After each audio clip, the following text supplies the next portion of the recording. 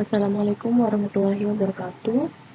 Kali ini saya akan menjelaskan beberapa kunjungan aplikasi yang telah kita buat menggunakan Codeinator 4. Di sini kita buka dulu filenya, yaitu agenda C4. Nah, di sini ada beberapa file dan folder. Pertama kita lihat config-nya, kita lihat di routers-nya.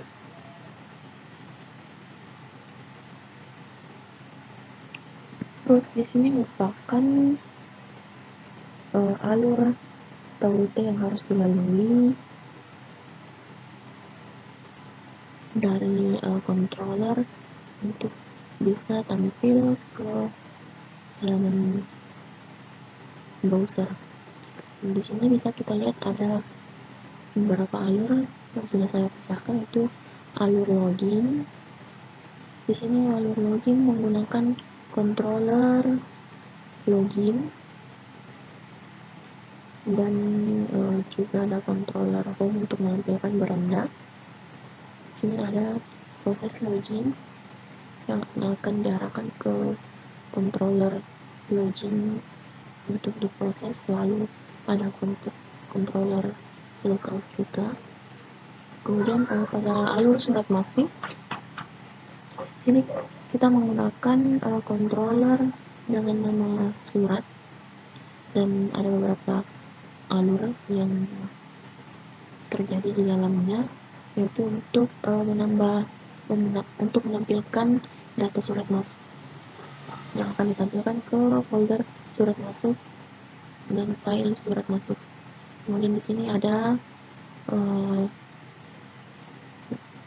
fungsi add surat masuk yang akan dialihkan ke folder surat masuk dan ke file add surat masuk. Begitu juga dengan proses delete dan edit, semua menggunakan controller surat. Nah, di sini ada alur surat keluar.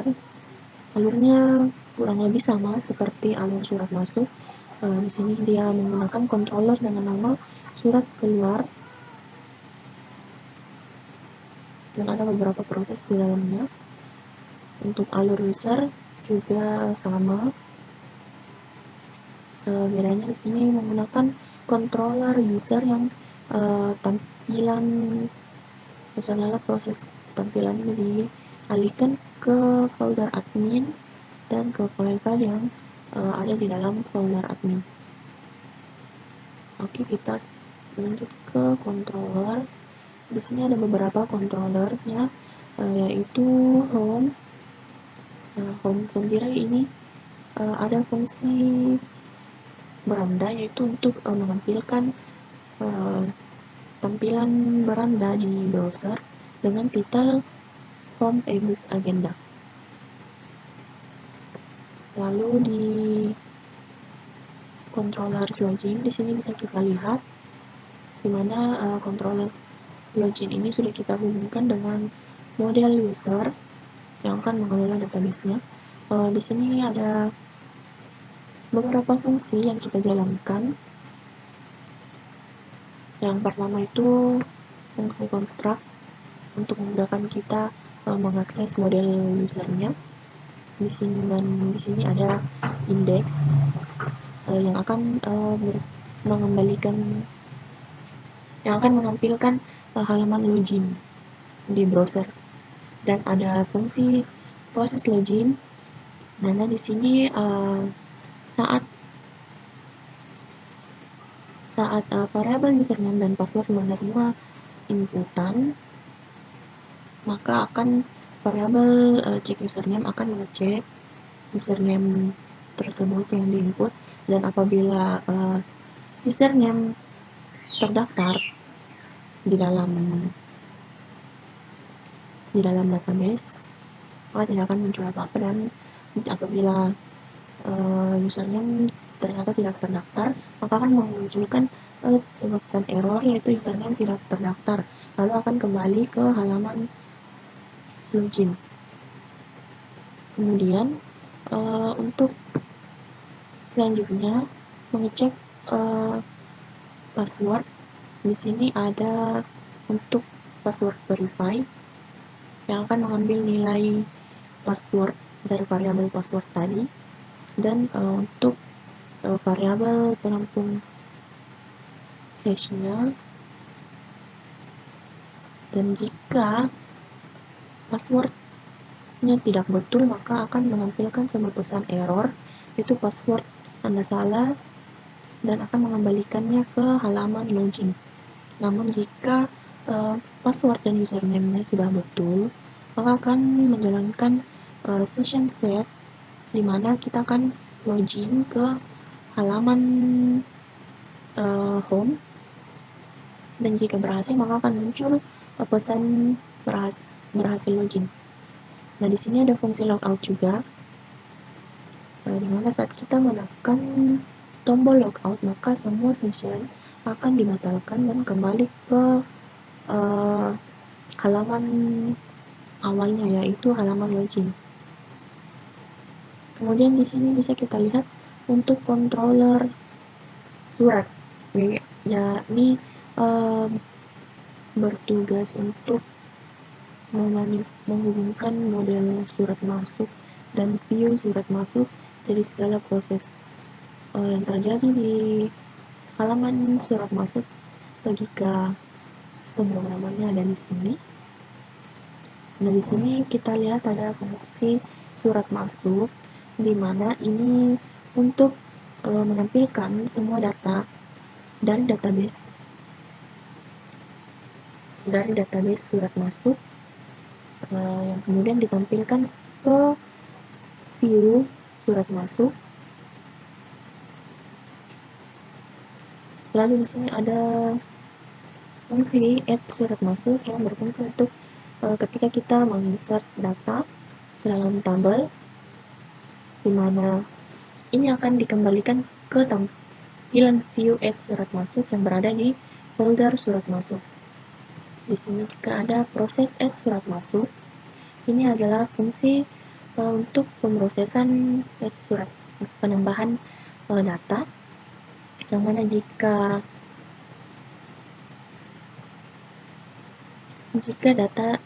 fungsi di sini berjalan, maka untuk di kolom nomor agenda, jika ada nomor agenda yang sama, maka akan muncul nomor agenda sudah ada. Di bagian sini di variabel surat masuk model, inilah fungsi yang menjalankan untuk menginsert datanya, yang mana getVar ini akan mengambil semua inputan dari tombol-tombol aplikasi kita. Kemudian jika data berhasil ditambahkan, maka akan di mana saat data berhasil ditambahkan, maka akan muncul sebuah pesan, yaitu data berhasil ditambahkan di halaman surat masuk. Kemudian ada fungsi delete, di mana kita mendelete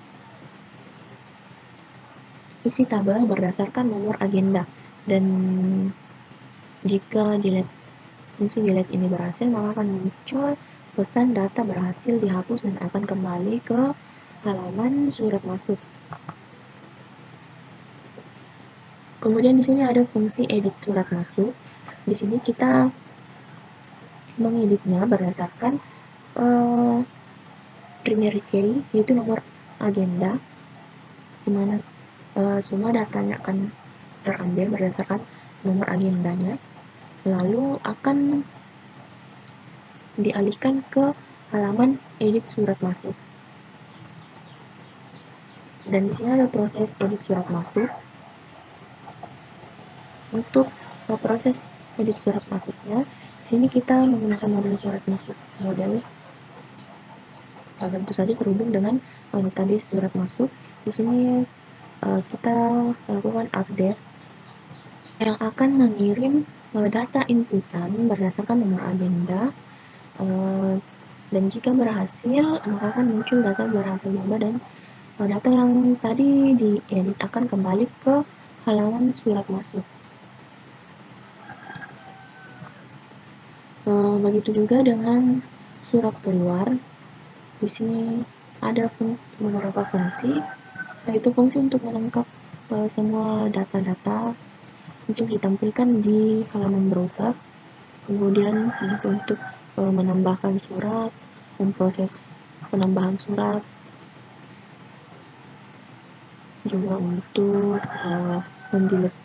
mendelete data surat berdasarkan nomor agenda juga, dan ada fungsi edit surat juga berdasarkan nomor agenda.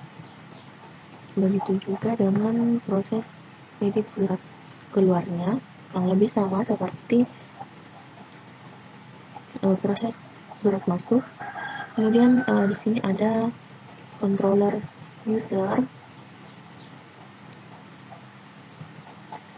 Untuk controller user sendiri, ini terhubung ke model user, yang mana di model user ini terhubung dengan database user. Nah, di sini fungsi-fungsi yang terdapat kurang lebih juga sama seperti di controller sebelumnya, yaitu untuk mengambil semua data untuk ditampilkan ke halaman web browser, dan akan ditampilkan di file user yang mana terletak di folder admin. Kemudian ada fungsi add user juga. Ini akan dialihkan ke halaman admin /user.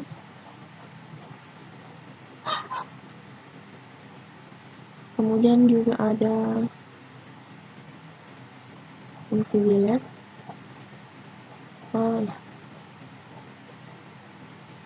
Untuk fungsi add user sendiri, di sini ada yang berbeda dibanding dengan penambahan data sebelumnya, yaitu kita menambahkan variabel password hash, yang mana ini berfungsi untuk mengubah password kita menjadi karakter-karakter yang unik, sehingga orang lain atau admin sekalipun tidak akan mengetahui password akun kita. Dan jika pemrosesan ini berhasil, maka akan dialihkan ke base URL user. Kemudian ada fungsi delete, kurang lebih sama seperti tadi, kita menghapusnya berdasarkan ID user yang merupakan primary key dari tabel user.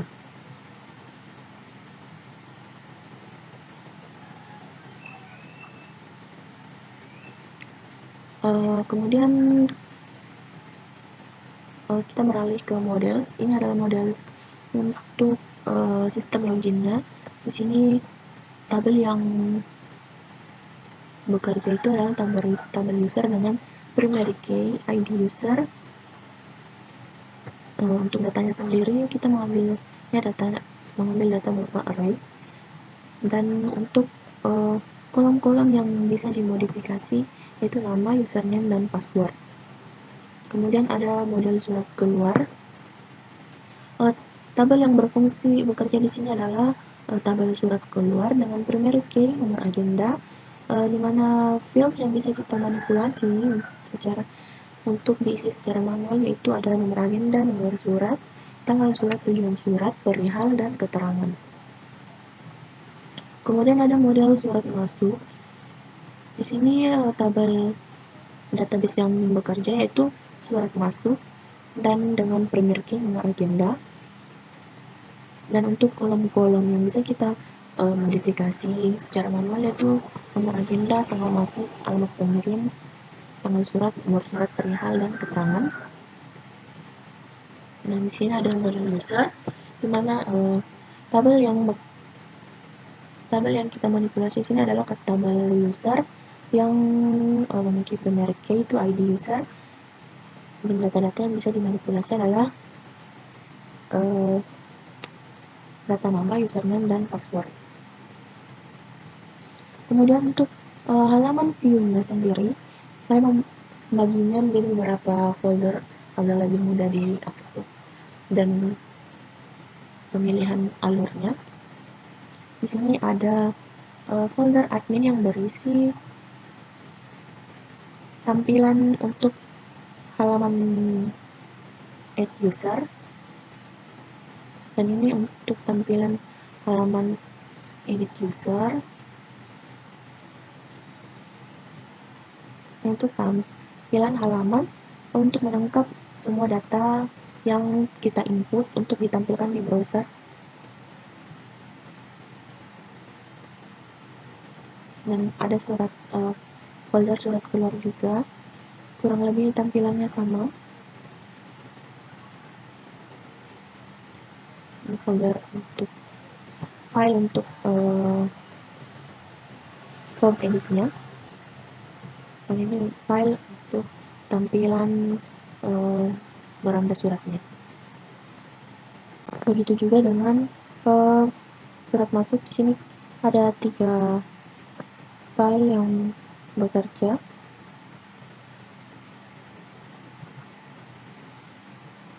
Ini untuk form add datanya, dan sini ada form untuk edit datanya.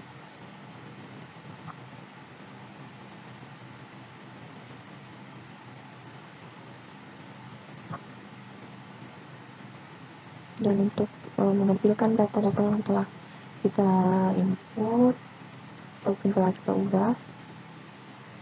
Nah, ini untuk file template-nya. Di sini terdiri atas head, HTML atau header dan footer-nya.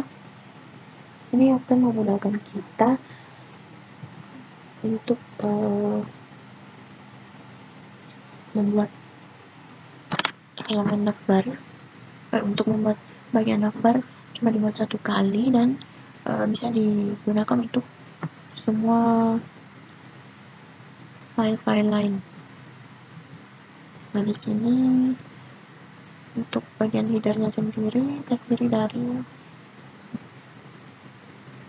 link untuk dihubungkan ke CSS. Dan CSS-nya di sini saya menggunakan CSS dari Bootstrap dan CSS yang saya modifikasi sendiri, yaitu style 3 CSS. Dan di sini ada jenis-jenis font yang kita gunakan, yaitu font Roboto dan font Viga. Ini bisa diambil dari Google Font.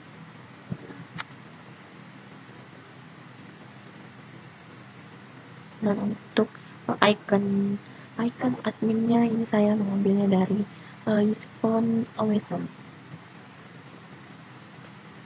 Nah, di sini ada tampilan navbar-nya, itu untuk judul aplikasi kita, dan untuk link untuk beralih ke halaman lainnya ada di sini. Nah, di sini adalah fungsi untuk menambahkan konten. Jadi kita cukup membuat satu template yang berlaku untuk semua halaman lainnya. Ini adalah footer-nya. Di sini kita menghubungkannya dengan file JavaScript Bootstrap agar aplikasi kita lebih responsif. Kemudian ini adalah halaman home-nya. Nah, ini adalah codingan untuk menghubungkan template-template tadi. Jadi kita hanya perlu menambahkan sedikit codingan untuk mendapatkan navbar dan footer-nya. Nah, di sini ada fungsi if session get data berhasil, di mana jika login yang kita lakukan berhasil tadi, maka akan muncul pemberitahuan bahwa login kita berhasil di halaman home ini. Nah, di sini hanya ada judul halaman berandanya, judul aplikasinya, yaitu sistem informasi pengagenaan surat.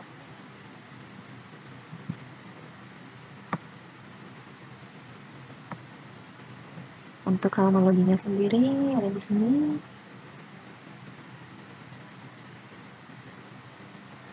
Untuk halaman loginnya, saya tidak menghubungkannya ke template karena ada beberapa hal yang berbeda dari headernya.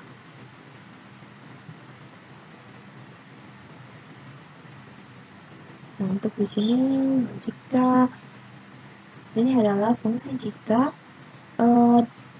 username atau password yang kita masukkan salah, maka di halaman login ini akan muncul pemberitahuan bahwa username atau password kita salah dengan adanya fungsi if session get flash data error ini. Dan ini merupakan form untuk input datanya. Untuk hasilnya bisa kita lihat di video selanjutnya.